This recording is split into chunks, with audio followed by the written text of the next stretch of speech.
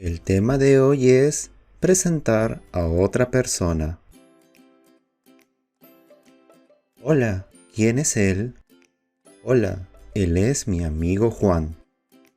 ¿A qué se dedica? Él es profesor de español. ¿Cuántos idiomas habla?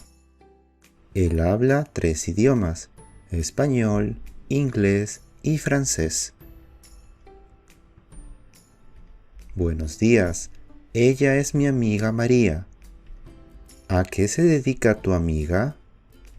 Ella es abogada. ¿De dónde es ella? Ella es de Venezuela, de la ciudad de Caracas. Encantado de conocerla. Hola Pedro, ¿quién es tu amigo? Él es mi mejor amigo Martín. ¿Tu amigo habla español? No, pero habla inglés y alemán. ¿Cuántos años tiene Martín?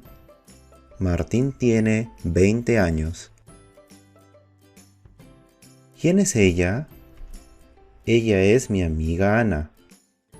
¿A qué se dedica? Ella es profesora de matemáticas. ¿Cuántos años tiene? Ella tiene 30 años. ¿De dónde es? Ella es de Brasil, de Brasilia. ¿Qué idiomas habla? Ella habla español y portugués. Tarea: presenta a un amigo o amiga. Si quieres ver más videos, haz clic aquí. Nos vemos pronto. Chau, chau.